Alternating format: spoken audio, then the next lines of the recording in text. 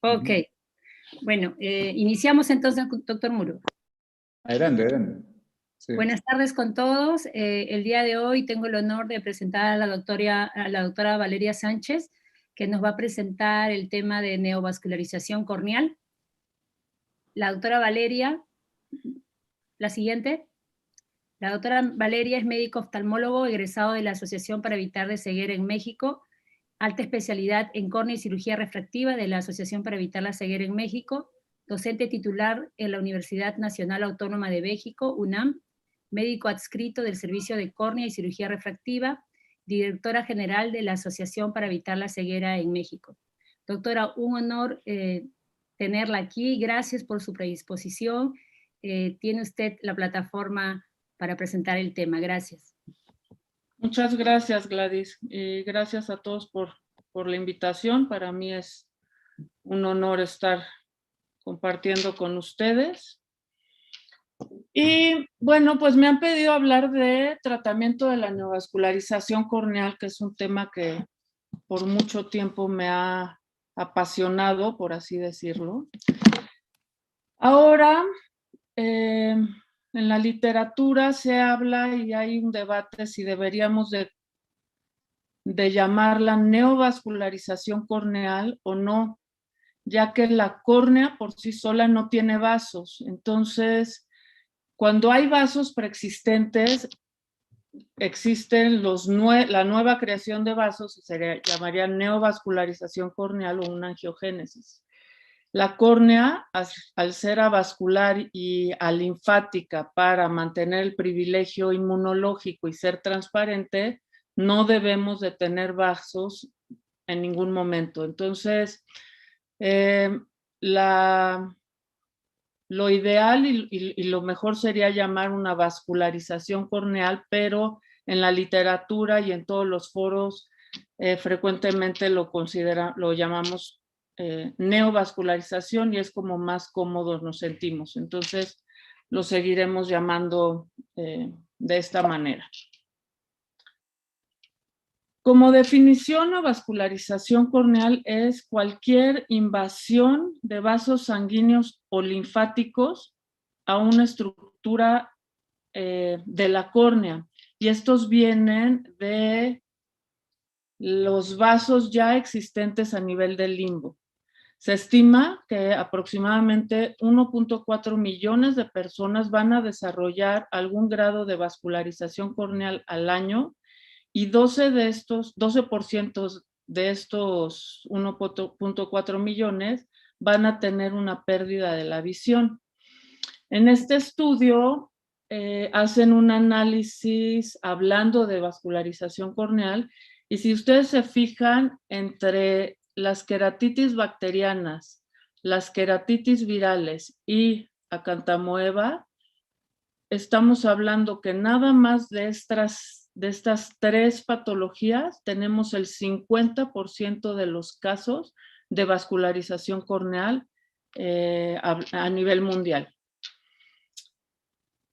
Tenemos que recordar de dónde vienen los vasos que nutren de oxígeno a la córnea, que sería el plexo perilímbico conjuntival y termina a nivel del limbo. Tenemos venas y arterias y es muy importante tratar de recordar que los vasos grandes van a ser las venas y los vasos más delgaditos van a ser las arterias. Y esto es importante recordarlo porque cuando vemos a un paciente clínicamente tenemos que saber en qué fase de la neovascularización estamos.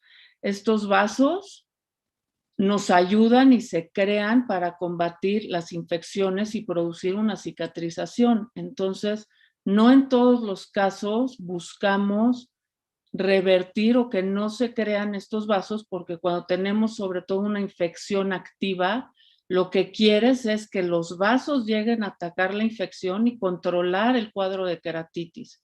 Esto obviamente va a hacer que se rompa el privilegio inmunológico con todas las complicaciones que va a tener después de esto.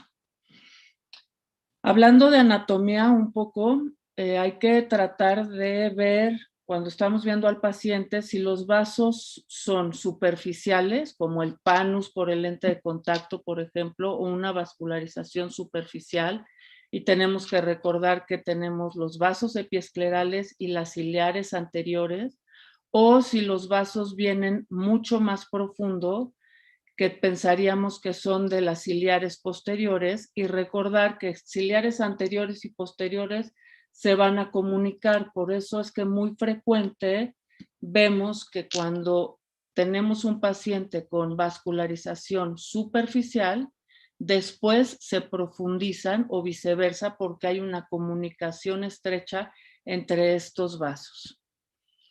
Aquí tenemos, nada más a modo de ejemplo, las diferentes estructuras, y es muy diferente cómo vamos a tratar a los vasos superficiales, de los medios y de los profundos, y de las implicaciones que podrían tener en caso de que necesiten un trasplante de córnea o que queramos buscar hacer algún tratamiento un poco más invasivo.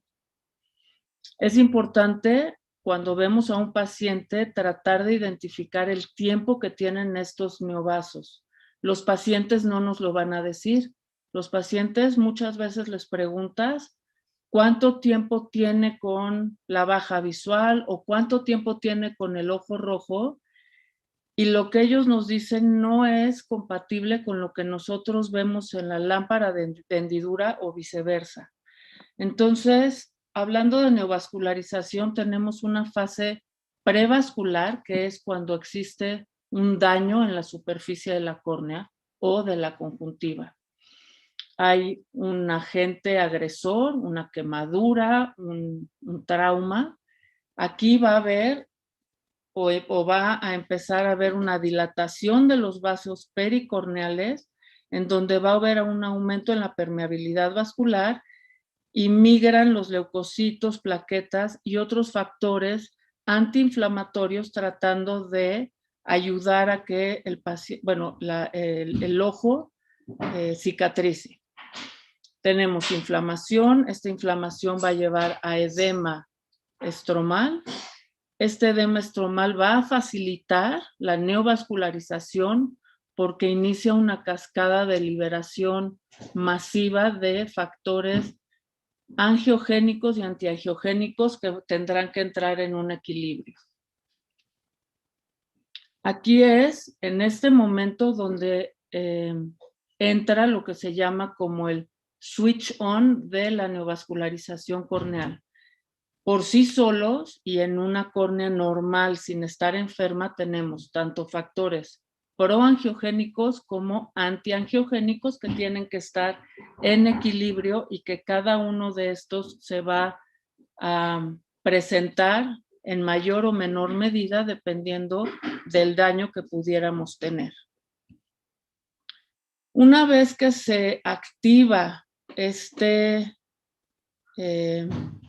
estímulo que hace que los factores proangiogénicos dominen sobre los antiangiogénicos, entramos a lo que se conoce como la fase de neovascularización activa, y aquí empieza a haber una liberación masiva, sobre todo a nivel de los endotelios vasculares, en donde se liberan factores angiogénicos tratando de ayudar al cuerpo a controlar la inflamación o el daño que se está produciendo. Si esto dura más tiempo, 3, 4 semanas de que se inicia, empezamos entonces con una fase de regresión capilar y hay una maduración de los vasos, en donde ya empezamos a ver que el edema va a ser crónico, empezamos a ver cambios fibróticos a nivel de la córnea y va a haber un aumento de la permeabilidad permanente, con la fuga de lípidos y con la fuga de líquido hacia el tejido estromal. No todos los daños a nivel de la córnea son iguales y no todos se van a comportar igual. Aquí tenemos diferentes casos de cuadros clínicos que todos vemos en la consulta diaria. Por ejemplo, en la primera columna tenemos casos de inflamación. El primer cuadro es una inflamación crónica, se puede ver sin bléfaro. Este paciente ya tiene una inflamación crónica por pemfigoide. En las siguientes cuadros dentro de la misma inflamación son inflamaciones ya crónicas que pueden ser por ojo seco o alguna quemadura con daño en las células de limbo. Podemos tener casos de infecciones y pueden ser infecciones agudas como la primera, donde se ve una actividad franca con un hipopión, el ojo se ve muy hiperémico. En la foto de en medio también hay una actividad aún muy activa, aunque no tan agresiva como la primera. O podemos ver a un paciente que tuvo antecedentes de una queratitis, pero ya está en fase de regresión, en donde ya hay un leucoma, hay ahí un vaso ya crónico, donde no se ve una fuga muy importante. Tenemos casos de degeneración importantes, como en la tercera columna, puede ser un terrien, puede ser terigiones muy avanzados, pueden ser lesiones por nódulos de Salzmann, como en la primera imagen, donde de no controlarlos a tiempo se va a iniciar esta cascada de vascularización por la inflamación que está causando. En la última tenemos traumas, pueden ser traumas por vasos, por lentes de contacto, como en la primera foto, que vemos un panus ya muy avanzado, pero es superficial. O tenemos traumas como en la fotografía de abajo, donde hubo una quemadura con más del 50% o el 50% de daño a nivel del estroma, y también tenemos que sospechar que hay un daño de las células limbares a ese nivel. Y no todos los podemos tratar de la misma manera, ya que el grado de inflamación y el tiempo que tienen en el estado del paciente son diferentes. Cualquiera de estas causas lo que hace es que inicia una liberación masiva de factores inflamatorios. Empieza a haber liberación de factor de crecimiento endotelial vascular, que puede ser A, B o C. Hay liberación de metaloproteinasas. Se liberan también interleucinas. Las más angiogénicas serían la 1, la 6 y la 8. Entonces empieza a haber esta liberación masiva de factores tanto antiinflamatorios, antiangiogénicos, pero también de células que van a tratar de ayudarnos a la cicatrización, que van a hacer que la inflamación de la córnea por sí sola se vaya hacia la inhibición o hacia una liberación masiva con daño por neovascularización. Entonces, es importante que cuando veamos a los pacientes en la lámpara de hendidura, tratemos de identificar en qué fase de la vascularización estamos. Aquí en este artículo, ellos clasifican de acuerdo al aspecto clínico de los vasos. Tenemos en las primeras imágenes todavía actividad, se ve el ojo muy hiperémico, hay una actividad no nada más a nivel de la córnea, se ven los vasos ingurgitados y más gruesos. Tenemos vasos más antiguos, como en la fotografía C, en donde todavía hay actividad, todavía hay alguna lesión a nivel del estroma, pero si se fijan ya hay espacios en donde hubo una regresión o estos espacios blancos donde ya no hay vascularización, solamente fibrosis del estroma corneal. Podemos tener también casos como en la fotografía E, donde ya se ve un leucoma, se ven los vasos, hay vasos superficiales y vasos profundos, pero ya no se ven estos penachos como en las fotos de arriba, donde cuando nosotros vemos un vaso y un penacho de microvasos, eso nos habla que hay todavía actividad y que se están generando nuevos vasos. En las fotos de abajo, si se fijan, ya empieza a haber una regresión, ya hay espacios blanquecinos, nada más de fibrosis, y no se ven nuevos vasos tratando de crecer hacia la lesión o hacia la zona de actividad. Y en la F son los famosos vasos fantasmas, que ya habla de que ahí hubo presencia de vasos, se controló la inflamación y ahora ya hubo un colapso de la irrigación, y ya sea que ya no llegan nuevos vasos o por el tiempo que ha pasado empiezan a cerrarse y se ven solamente las cicatrices o lo que quedó de los vasos, pero no hay actividad y ya no se pueden ver los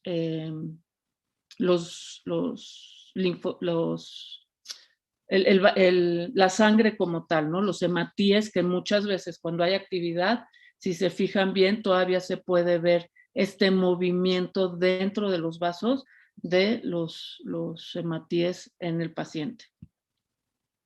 En este estudio hacen un comparativo con imagen, con fluoresceína y con verde de indocianina, en donde inyectan a los pacientes y después miden a los 5 minutos, al minuto y a los 7 minutos.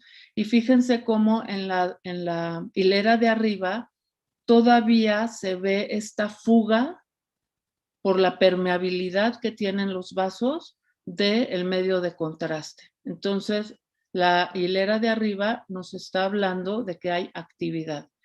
En la de en medio son vasos que están inactivos, se pone el medio de contraste, se mide a través del tiempo, todavía se alcanzan a ver el trayecto de los vasos, pero ya no hay esta fuga tan importante. Quizás hay un punto de fuga en la tercera imagen de la fila de en medio, en donde, si se fijan, no sé si alcanzan a ver mi flecha, pudiera haber todavía una pequeña fuga en este vaso intermedio. Y en la fila de hasta abajo ya son vasos que regresaron. Clínicamente se alcanza a ver perfectamente el leucoma y dónde estuvo la lesión, pero cuando se pone el medio de contraste intravenoso, toda la vascularización se queda a nivel del limbo. Esto significa que ya todos los vasos regresaron casi en su totalidad. Todavía podríamos ver algunos vasos que están un poquito más allá del nivel de limbo. Entonces, tratamiento médico quirúrgico de la neovascularización. Esta la hice yo de todo lo que hemos encontrado en la literatura. Lo más importante es saber manejar los antiinflamatorios.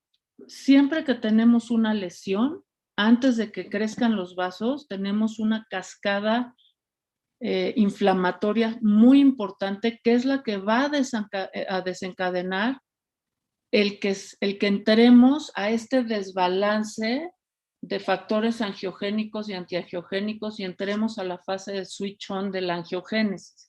Entonces, dentro de los antiinflamatorios tenemos que saber manejar en estos casos los antiinflamatorios esteroideos. Los AINES o los no esteroideos no han demostrado que tengan una funcionalidad en cuanto a la neovascularización corneal.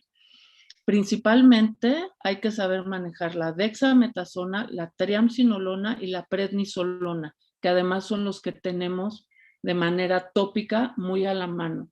Si es una inflamación crónica con un componente sistémico, tienen que saber manejar la cortisona sistémica o la prednisolona sistémica, que se usa por kilogramo de peso para tratar de ayudar a desinflamar y controlar esta cascada de liberación de factores antiinflamatorios. Tenemos a los inmunomoduladores. Los inmunomoduladores sabemos que actúan a nivel de los linfocitos T, que se liberan cuando hay una inflamación muy importante. Estos inmunomoduladores tardan en impregnarse a nivel corneal entre 3 y 6 semanas. Por lo menos a las 3, 4 semanas ya debe de haber algún impacto a nivel de los linfocitos T.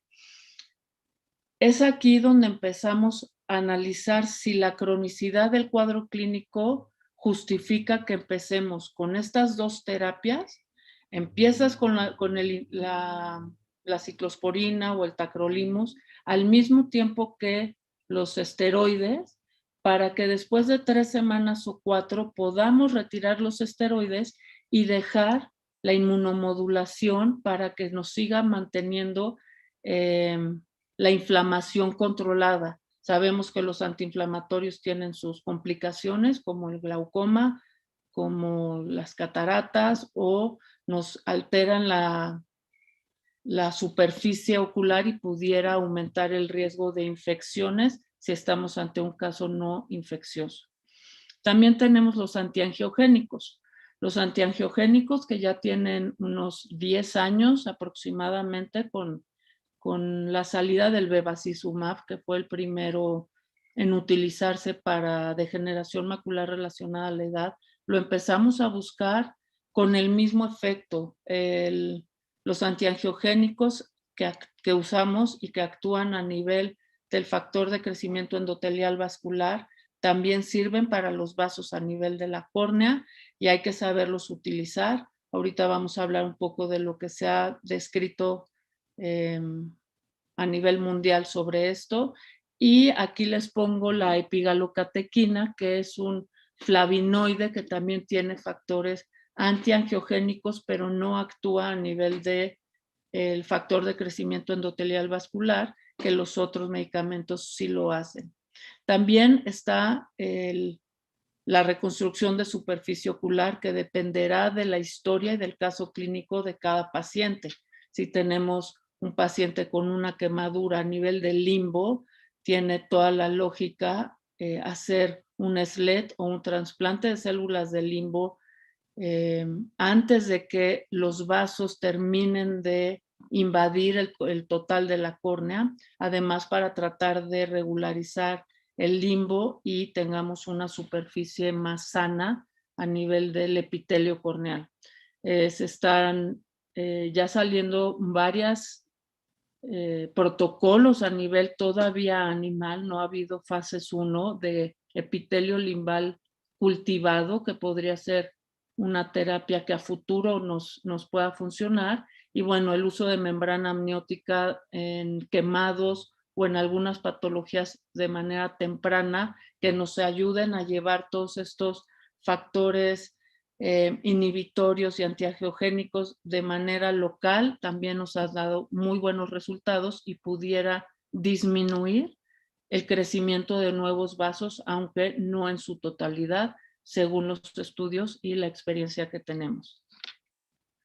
Cuando hablamos de tratamiento ya quirúrgico, hablamos de un tema mecánico. Lo que estamos buscando es cerrar el vaso nutricio de donde está viniendo el resto de la neovascularización. Tenemos betaterapia, suturar el vaso nutricio, tenemos terapia fotodinámica, termocautorización, crioterapia y demás.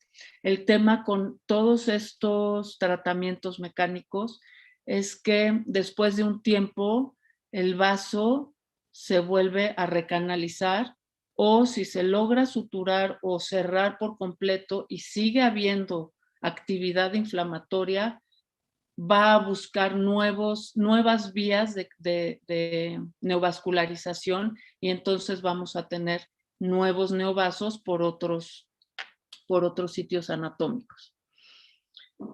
Hablando un poquito de la evidencia que existe con todo esto que ya hablamos, este grupo de Londres lo que hace es tratar a 30 pacientes que tenían neovascularización corneal y es un ensayo clínico controlado, aleatorizado, doble ciego, en donde a un grupo le inyectan subconjuntival bevacizumab y al otro le inyectan solamente solución salina. Y en la gráfica del lado derecho podemos ver cómo sí hay un efecto importante en el grupo que recibió el bevacizumab o el antiangiogénico versus el grupo placebo que solamente recibió solución salina balanceada.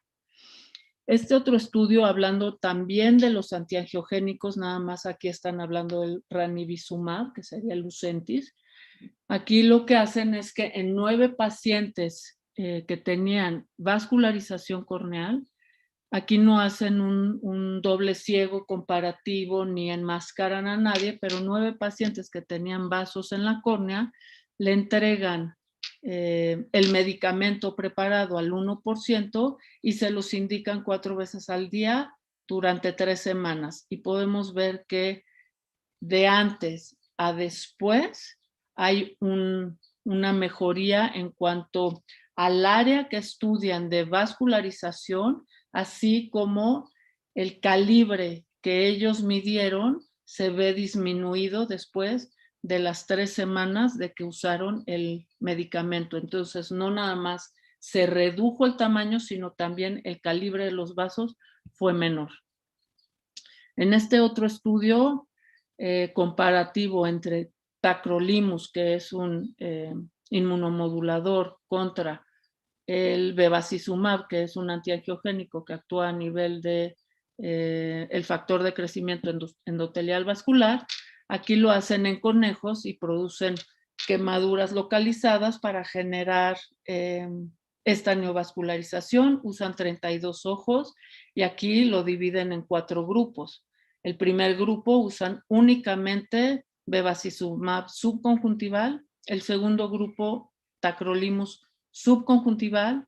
El tercer grupo lo hacen tacrolimus tópico. No comparan con bevacizumab tópico, pero sí ponen un grupo control únicamente con solución salina balanceada. Y en las fotografías del lado derecho podemos ver cómo entre el grupo de tanto el bevacizumab como el tacrolimus subconjuntival hay una mejoría muy importante a la semana de tratamiento. Cuando usan el tacrolimus tópico, también hay un cambio, aunque no se ve tan importante o tan franca la mejoría, pero sí hay una regresión de estos vasos, y con la solución salina balanceada realmente no hay mayor cambio a nivel de los vasos. Lo que nos dice es que cuando usamos bevacizumab o el tacrolimus de manera subconjuntival tiene mejor efecto que a nivel tópico. Creo que no lo mencioné, y nada más para los que no lo saben, todas estas terapias de antiangiogénicos, tanto a nivel intravítreo como a nivel corneal, los antiangiogénicos que actúan a nivel del factor de crecimiento endotelial vascular tienen una sobrevida de 3 semanas. Entonces, si ustedes van a inyectar a un paciente con alguna de estas terapias, a las 3 semanas deberían de estar pensando en volver a inyectar o continuar con un tratamiento tópico, ya que a las 3 semanas dejará de haber este estímulo que inhiba la producción de los vasos. Nosotros en el hospital, ya hace unos años, este estudio es del 2007, todo el hospital en los diferentes departamentos inyectamos entre todos 1,765 inyecciones de bevacizumab en retina, en córnea y en glaucoma para los glaucomas neovasculares. Yo les voy a hablar de lo que encontramos nosotros a nivel de la córnea. Hicimos varios estudios, pero este es el más significativo, en donde tomamos pacientes con vascularización corneal y los inyectamos para hacerles una fluorangiografía en fases tempranas antes de iniciarles el tratamiento.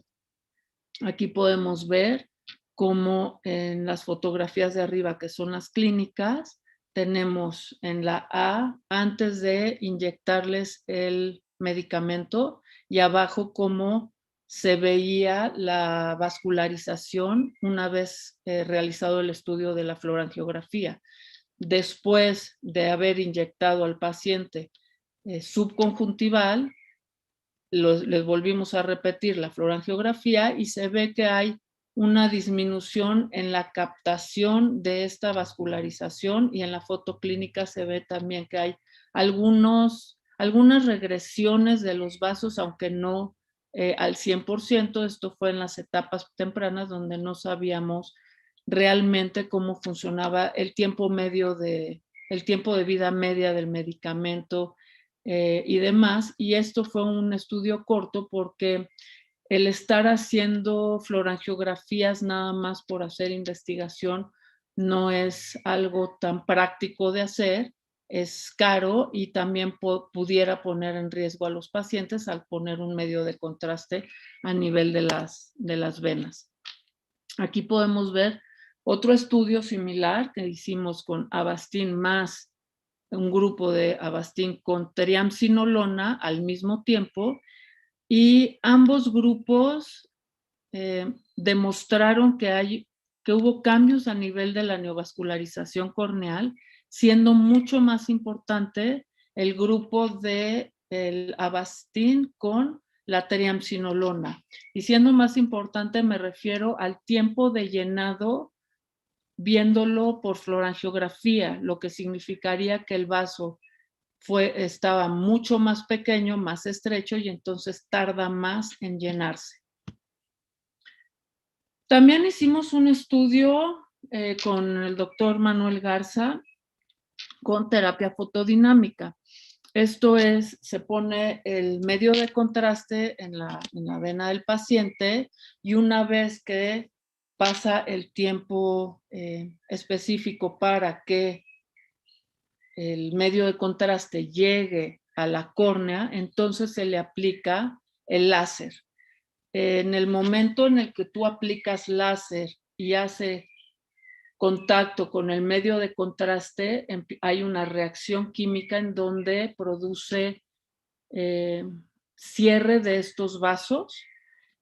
Es una terapia que funciona parcialmente. Aquí podemos ver el antes y el después. O sea, sí hay cambios, sobre todo en las fases tardías. Si ustedes se fijan en las hileras de hasta abajo, como en la foto del lado derecho, hay menor captación del medio de contraste 3 semanas después de que le dimos el láser, comparándolo con las fases iniciales.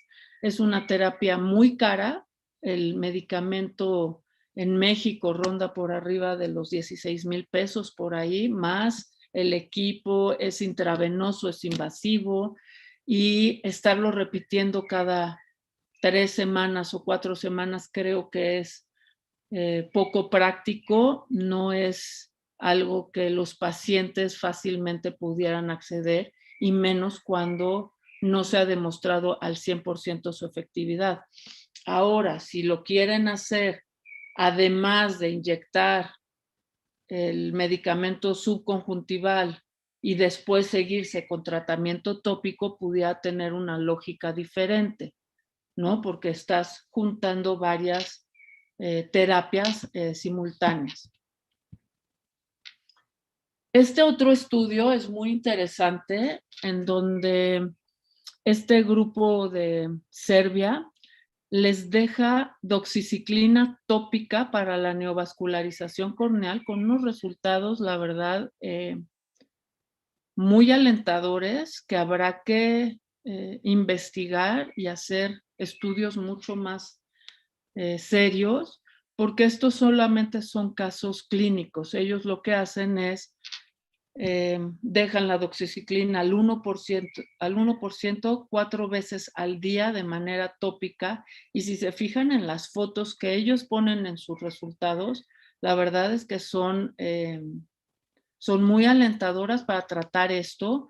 Son en vasos superficiales y en fases agudas, porque si se fijan, aquí todavía no tenemos fibrosis importante a nivel del estroma, entonces podría funcionar en fases agudas, y habrá que ver si no hay después una toxicidad a nivel del epitelio o algún debilitamiento a nivel de la membrana basal, a nivel de Baumann, por por estas gotas. Recordemos que la doxiciclina, donde actúa, es a nivel de las metaloproteinasas, lo que nos habla que está actuando sobre todo a nivel de fase inflamatoria. Pero es muy interesante ver este artículo.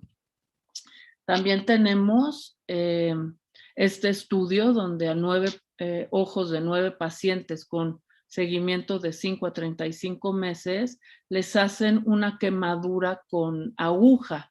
Lo que hacen es que en quirófano pasan una aguja de nylon 10 ceros, la ponen justo en donde está el vaso y después con calor hacen una quemadura muy dirigida. Estos son los resultados que ellos reportan.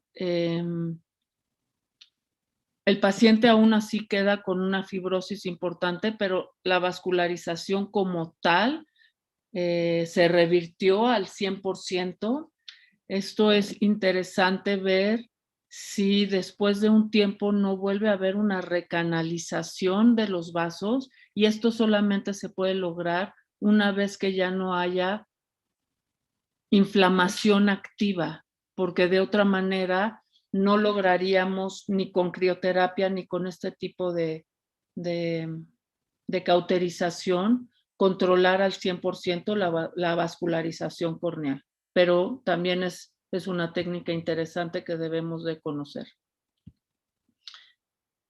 Aquí tenemos otras imágenes de este grupo donde si ven mi flecha, ellos quemarían aquí a nivel del limbo donde vienen los vasos nutricios, hacen la quemadura y aquí sí lo acompañan de tratamiento con bevacizumab, que podría tener muchísima lógica porque también estás inhibiendo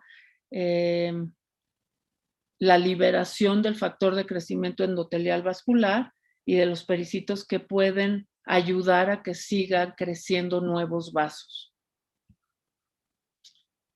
Aquí vemos otros casos donde es muy interesante ver cómo hay prácticamente una regresión completa, pero si se fijan en todos los casos, son 1 o 2 vasos nutricios que después van hacia toda la córnea y pudiera ser mucho más fácil de controlar. En estos casos también se puede hacer un secuestro con una sutura a nivel del limbo, se pasa un nylon 10 ceros, se aprieta fuertemente para secuestrar la sangre, pero estos vasos no se deben de soltar, la sutura no se debe de quitar nunca porque cuando se libera la sutura, entonces puede haber una recanalización de la vascularización, ¿no? Nosotros en el hospital hemos tenido experiencia con la epigalocatequina, que es un isoflavinoide, y estos son unos antioxidantes riquísimos y no actúan específicamente a nivel del endotelio vascular endotelial. Este estudio que les estoy enseñando aquí, lo que hicieron fue hacer un modelo de neovascularización en ratas y separaron a los grupos. A un grupo les dieron agua normal de ingesta de su líquido diario y a otro grupo lo único que les daban de beber era una solución rica en flavonoides e isoflavonoides, y pueden ver la diferencia tan importante entre ratas. Entonces de aquí salió la idea de nosotros hacerlo en conejos y fue un estudio prospectivo longitudinal comparativo experimental en un modelo animal en donde quemábamos la córnea de los animales para producir neovascularización y después de manera tópica pusimos el medicamento. La epigalocatequina es un agente quelante de radicales libres, inhibe la producción de óxido nitroso y secuestra el ROS, y también inhibe muchas sustancias proangiogénicas que nos pueden ayudar a inhibir esta liberación masiva de factores angiogénicos. Aquí les enseño los resultados de algunas de nuestras ratas, en donde los hicimos A un grupo no los quemamos y le pusimos solución salina como grupo control. A otros los quemamos y les pusimos únicamente epigalocatequina para ver si la epigalocatequina por sí sola producía algún grado de toxicidad, pero también en estos grupos no estaban quemados. Y después hicimos quemados con solución salina y quemados con epigalocatequina, y se ve del lado derecho a nivel histopatológico, donde los que no están quemados arriba, pues se mantienen las capas y las células epiteliales bastante controlados y no hay toxicidad de la epigalocatequina por sí sola a nivel del epitelio. Y en las laminillas de abajo, en donde sí quemamos, hay una desorganización importante de la colágena de la córnea, y es menor en el grupo que sí pusimos la epigalocatequina, lo que demuestra que tiene factores antiinflamatorios, antiangiogénicos, y pudiera funcionar en este tipo de patologías. Aquí es nada más lo mismo en números. El grupo 3 sería nuestro grupo de quemados con solución salina, y el grupo 4 quemados con epigalocatequina, donde se ve que sí hay un daño, sí puede haber una vascularización importante, pero no tan importante como en el grupo en donde no ha sido tratado. Entonces, la lógica es entender a nuestro paciente, saber en qué fase está de la inflamación, de la neovascularización, y hacer un mix and match de acuerdo a las necesidades que vayan viendo ustedes en sus pacientes. Usar antiinflamatorios, se puede usar al mismo tiempo con los inmunomoduladores pensando en quitar los antiinflamatorios. Al mismo tiempo, si estamos en fases agudas, usar antiangiogénicos subconjuntivales y además tópicos para dejarlos por más tiempo. Los antiangiogénicos tópicos no producen toxicidad en el epitelio cuando se sabe usar de manera adecuada. Si requiere una reconstrucción de superficie, hacer la reconstrucción de superficie, usar antiinflamatorios además de antiangiogénicos.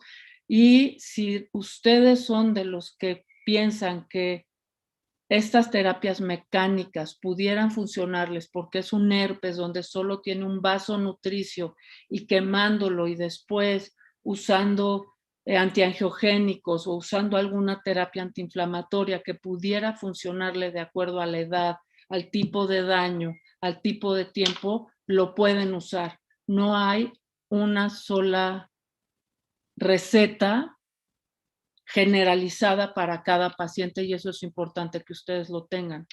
Este es un chico que me llegó de 9 años de edad, estaba en la escuela jugando en el recreo, y estaban unos albañiles haciendo algunas remodelaciones, le cayó una cubeta de álcali. Este es como nosotros lo recibimos. Le empecé epigalocatequina.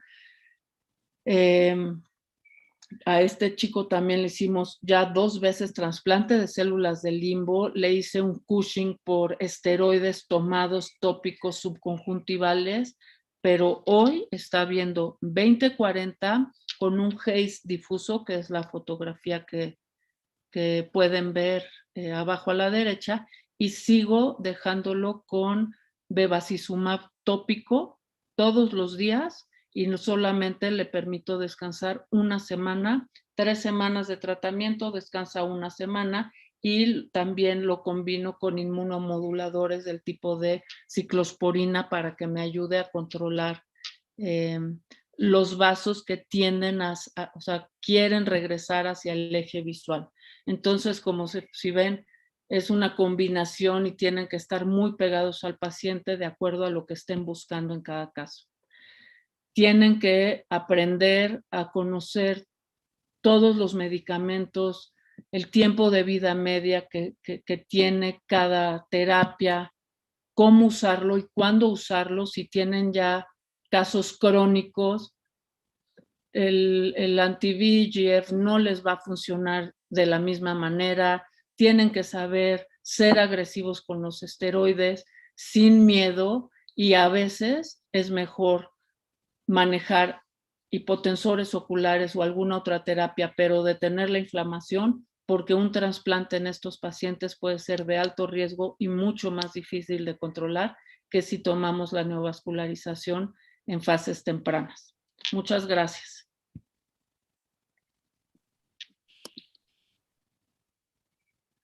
Doctora, muchas gracias por su presentación.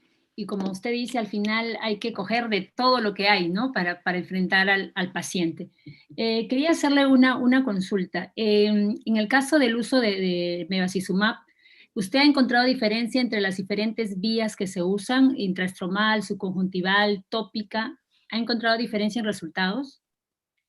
Sí, el mejor resultado cuando el paciente, cuando los vasos están agudos, el poner bevacizumab intraestromal junto con subconjuntival va a tener el mejor resultado que iniciar de manera tópica. Lo cierto es que tampoco puedes estar inyectando la conjuntiva cada 3 semanas o cada 4 semanas porque se vuelve muy desgastante para el paciente. A nosotros lo que nos ha dado resultado es, podemos, si así el caso lo amerita, hacer intraestromal y subconjuntival e iniciarle 3 semanas después tópico y se lo preparamos con lubricante de 3 a 4 veces al día y empezamos a usarlo de manera tópico, lo seguimos a las 3 semanas, vemos cómo van, si hay una buena respuesta al tratamiento, seguimos con la misma terapia. Cuando vemos que hay una regresión importante, suspendemos o bajamos la dosis y ver si cada 12 horas con el tratamiento pudiera funcionar. Y a las 3 semanas si vemos que hay otra vez regresó el crecimiento vascular, regresamos a la dosis, ¿no?, más seguida, o dejamos algún esteroide todavía de superficie, alguna fluorometolona o un loteprenol, que son un poco más suaves, porque quiere decir que todavía hay esta actividad inflamatoria que clínicamente no la estamos viendo.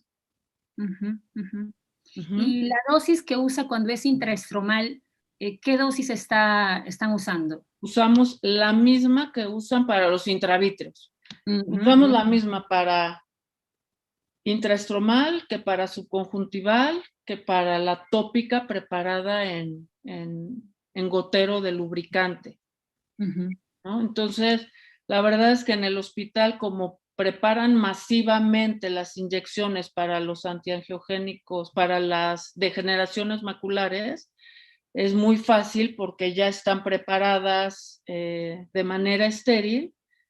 Y esa misma dosis, si es subconjuntival o intraestromal, no hay que diluirlas y se aplican directamente. Si va a ser tópico, entonces en un gotero de 10 milímetros, quitas 1 milímetro, le pones el milímetro del bevacizumab o de Lucentis o de cualquier otro antiangiogénico, y ese se lo lleva el paciente 3 veces al día o 4 veces al día. Ok. Para que quede bien claro, porque es frecuente que nos hagan esta pregunta, ¿en qué momento sería lo ideal para usar el Avastin, por ejemplo, o el bevacizumab subconjuntival o intraestromal? ¿Qué momento del proceso deberíamos usar? En el momento en el que empiecen a ver que la vascularización está rebasando el limbo. O sea, justo, no esperarse a que ya esté crecido, porque ya crecido es mucho más complicado, ¿no? Mucho más complicado. Entonces, en el momento en el que vean estos vasos que se ven clarito cuando ya están cruzando la barrera del limbo, ahí, a menos de que sea una queratitis infecciosa donde prefieres que lleguen los vasos de manera masiva para que te ayuden a controlar la infección, sabiendo que después terminarás en un trasplante de alto riesgo. Aprovechando ese ejemplo que usted acaba de mencionar, en una úlcera infecciosa, porque sabemos que los corticoides es muy importante para también tratar la vascularización corneal, pero si tenemos, por ejemplo, un caso, una úlcera infecciosa, Pseudomonas, que está ya respondiendo a tratamiento antibiótico. Ya pensando a futuro para evitar la vascularización y ya pensando en agudeza visual a futuro, ¿usted usa corticoides en esos pacientes? ¿En qué momento lo usaría, si es que lo usa? En una pseudomona no, en un gram positivo sí, ya que está respondiendo a tratamiento, sí usamos esteroide 2 veces al día para que no calentemos más el cuadro. Si está respondiendo a tratamiento cualquier infección, sí podrían usar estos antiangiogénicos, pero tienen que recordar que los antiangiogénicos que actúan a nivel de factor de crecimiento endotelial vascular también retrasan la epitelización. ¿Sí? Entonces, a veces tienes que valorar qué prefieres, ¿no? Si mantener la úlcera que te está respondiendo bien al antibiótico, pero no logra cerrar, si es por el antiangiogénico, pues mejor suspenderlo, porque un epitelio que no cierra no te va a dar una garantía que ese paciente se va a recuperar prontamente, ¿no? Entonces, esperar a que cierre, en caso de que sea una lesión un poco más pequeña, y una vez el epitelio cerrado, entonces pudieran iniciar otra vez este tipo de tratamiento o hacerlo de manera subconjuntival, ¿no? Claro, claro, eso podría ser una opción, ¿no? También, sí.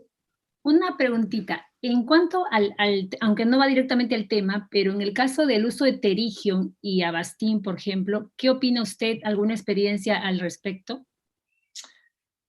El bevacizumab, y esto es algo muy personal mío, porque no lo he demostrado, pero la fisiopatología del terigión es completamente diferente a la fisiopatología de una neovascularización por inflamación, ¿sí? El terigión es un crecimiento completamente, o sea, su fisiopatología no tendría por qué mejorar con este tipo de terapias. ¿Sí me entiendes? Entonces yo no le veo una cabida a una degeneración elastótica descontrolada, ¿no? Para esto, lubricantes, el trasplante de células de limbo, que es lo que haces cuando haces el injerto del ojo contralateral para llevarlo a la zona del terigión, eso sí funciona, pero terapias antiangiogénicas creo que no tienen una cabida. Particularmente yo he usado, pero en pacientes con Terigion que tiene inicios de recidiva, entre el primer y tercer mes, o sea, recién operados, que en el postoperatorio ves algo raro, como que hay ciertos indicios, hay vasitos que se acercan ahí al limbo.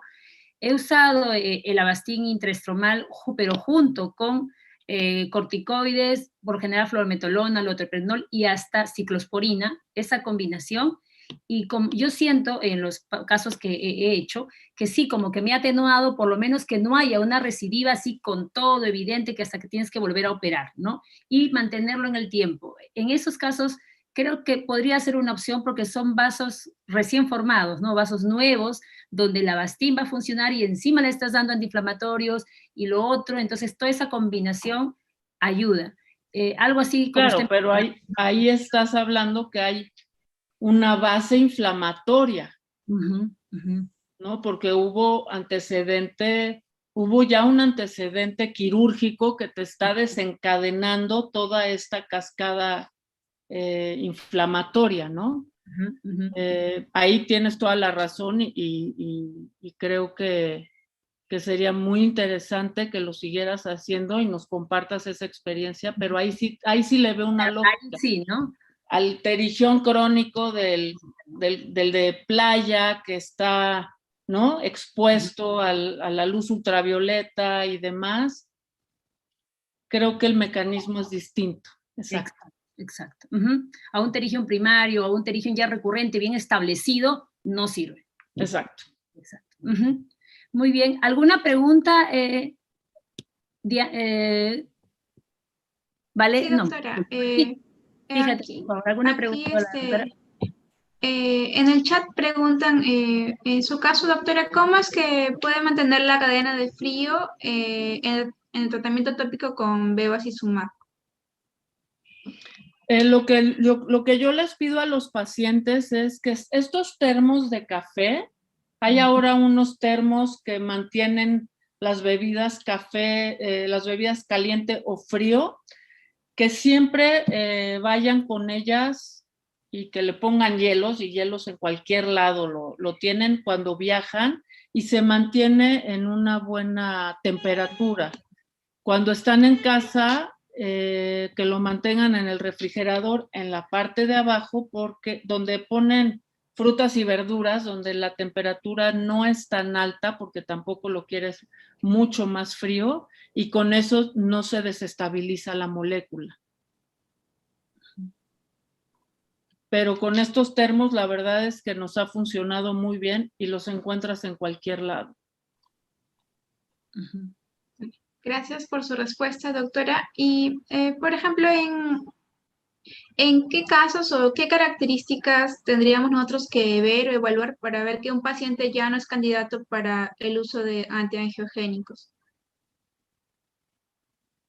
Que ya no es candidato. Aquí habría dos maneras, que son las que yo uso. Una es, si clínicamente no estás 100% seguro que sigues teniendo actividad,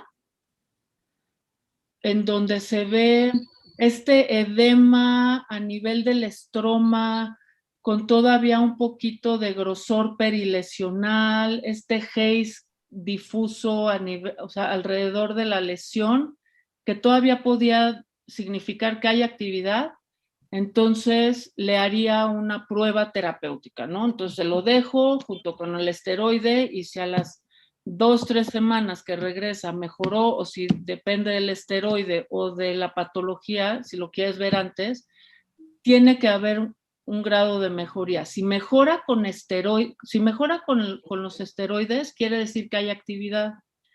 Y si hay actividad, entonces te va a funcionar. Si aún con los esteroides, en caso de poderlos usar, que no sea una queratitis muy agresiva y demás, a la semana que lo veas o a los 10 días, dependiendo de qué tan agresivo esté siendo, no hay un cambio real, significa que ya la actividad no está presente, que ya más bien estamos ante un tema de fase tardía con fibrosis, y entonces ya ni siquiera intentarlo.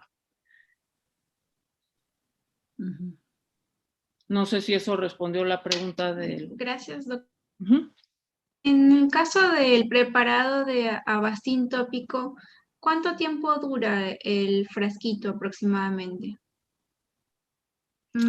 Se refiere, creo, una vez abierto. Exacto. Si el paciente se lo pone 3 veces al día, así constante, les dura hasta un mes. Y no hemos tenido nunca un tema de que haya una contaminación del medicamento. Y qué bueno que tocaron este punto. Es bien importante ahora que está el boom de los lubricantes libre de conservadores, no lo pongan en un libre de conservadores, porque las posibilidades de que se contaminen son mucho más altas, ¿sí? Entonces, nosotros lo que hacemos es, lo usamos en un medicamento, en una lágrima artificial, casi siempre usamos carbómeros de 10 mililitros, que no vengan en estas nuevas presentaciones de frascos libres de conservadores, porque para empezar, la mitad de los frascos libres de conservadores no se pueden abrir sin romper el mecanismo. Y hay 2 que sí se pueden romper, pero no sabemos si al abrirlos se rompa este mecanismo y le estemos dando en la torre a la lágrima, no importa el bevacizumab, a la lágrima. Entonces, mejor los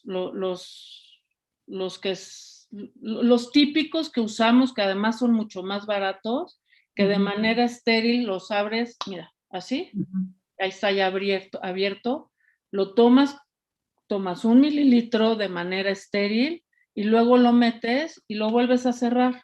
Y esto. Y listo.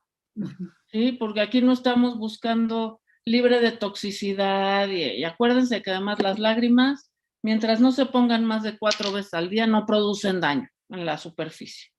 Entonces, no hay ningún problema y usen mejor uno de estos frascos y sí que no lo dejen al sol para que no se desestabilice la molécula, porque entonces se va a estar poniendo pues agua, ¿no?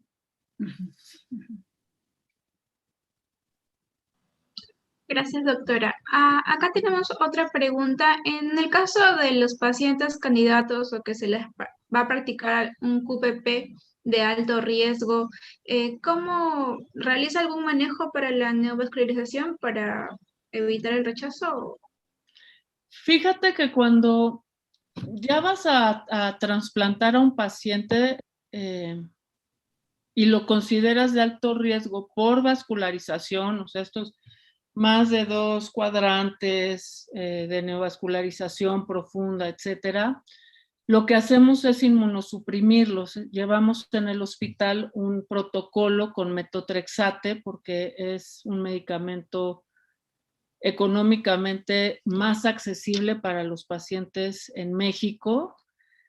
Se calcula por kilogramo de peso, se les pide obviamente al principio todos sus laboratorios, el metotrexate se elimina vía hepática, pero también puede tener un daño a nivel renal, entonces checamos que hígado y riñones estén bien y todo lo demás, le inicias el metotrexate, 3 semanas después o un mes después, volvemos a pedir estudios de laboratorio para garantizar que ya tengamos los leucocitos a un nivel adecuado, por ahí de los 5, porque tampoco no lo quieres tener completamente inmunodeprimido, y entonces haces el tratamiento, haces tu trasplante, porque ahí lo que te va a hacer el rechazo no o sea, sí van a ser los vasos, pero no te lo van a controlar ni el antiangiogénico, ni la ciclosporina tópica, aunque uses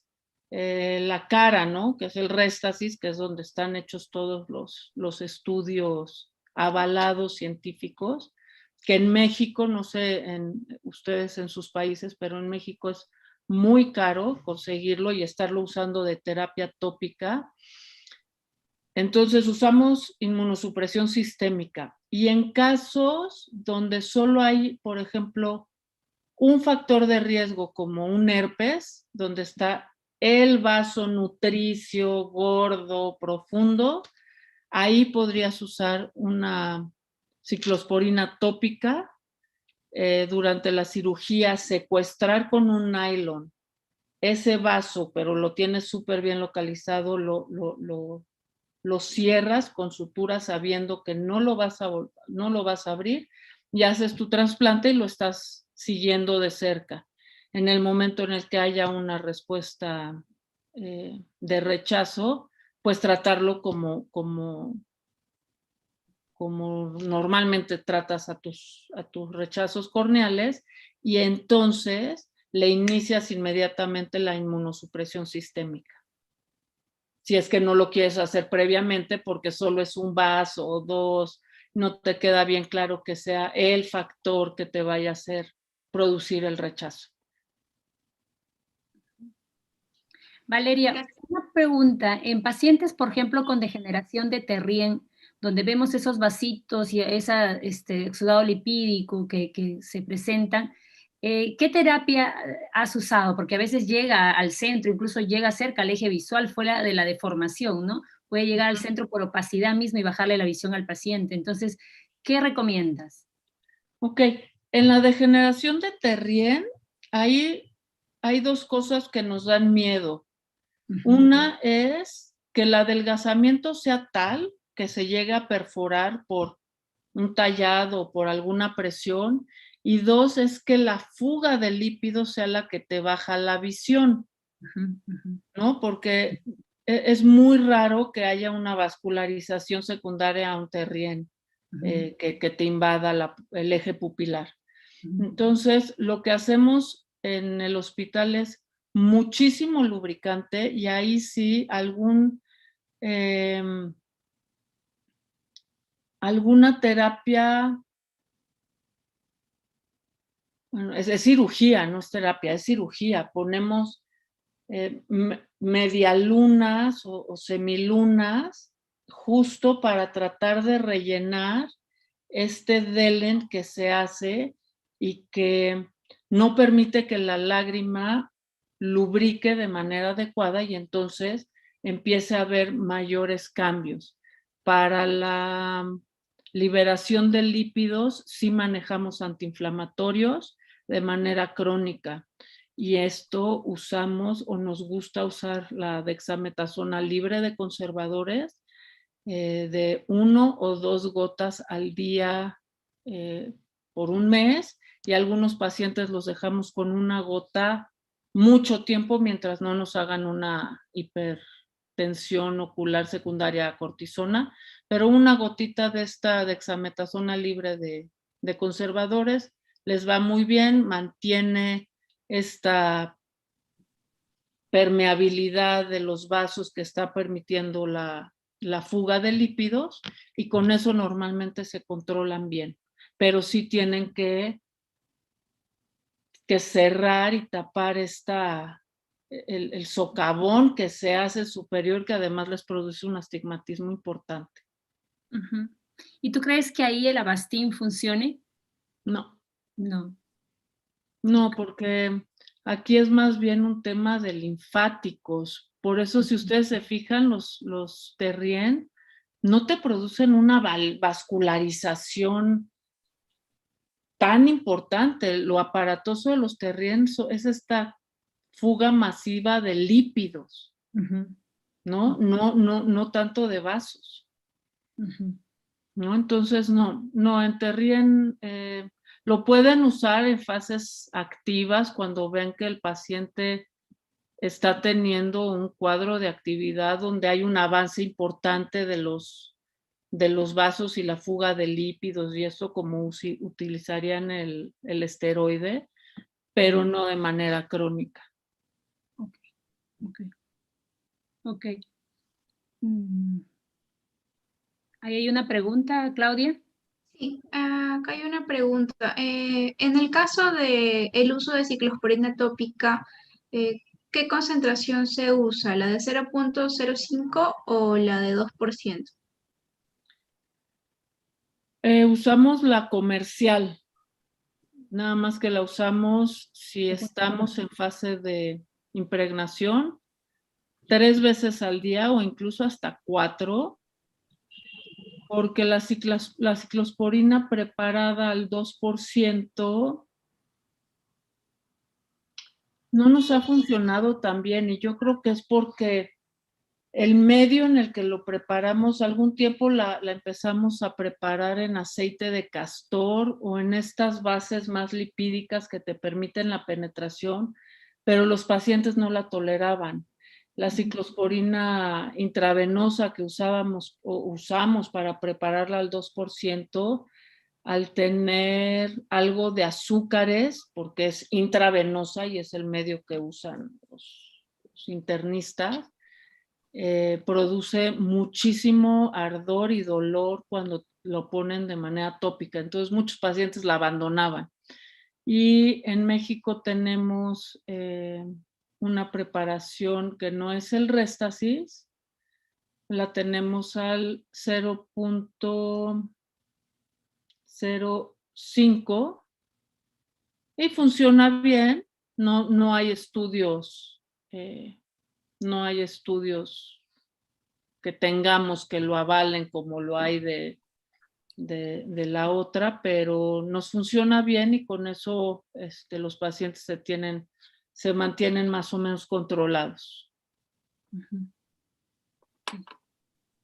Bueno, ¿hay más preguntas, Claudia? No, doctora, ya no hay más preguntas en el chat. Bueno, Valeria, agradecerte infinitamente por la presentación. me quedo con lo último que mencionaste, ¿no? Que hay que echar mano de todo lo que tenemos para afrontar la vascularización corneal. Y lo que me gustó, que también mencionaste algo económico al alcance, tal vez nosotros tampoco hemos probado, tal vez probar ahora, es la doxiciclina tópica, ¿no? Está bien a nuestro alcance, es relativamente fácil de preparar, económicamente también, entonces eso es lo que tal vez ahora comencemos a usar más. De acuerdo, sí. Pusieron en el chat y tienen razón, el Restasis es al 0.05%, el Modusic, que es el que usamos nosotros, está al 0.1%. 0.10, ajá. ¿No? Entonces, no sé quién lo puso, alguno de los espectadores. Gracias por la observación y antes de que nos despidamos, sí lo aclaramos. Listo. Muchísimas gracias, Valeria, otra vez y esperemos pronto verte en alguna otra charla. Muchas gracias. Por supuesto, gracias por la invitación. Y estoy a sus órdenes. Gracias, hasta luego. Adiós, Muchas buen día. gracias, doctora. Antes de terminar la charla, quisiera presentar la próxima ponencia.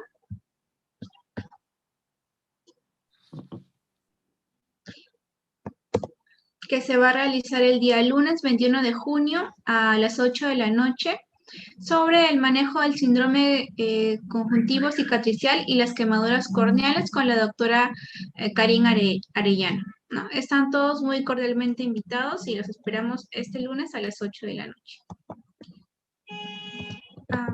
¿Algunas palabras finales, doctor Muro?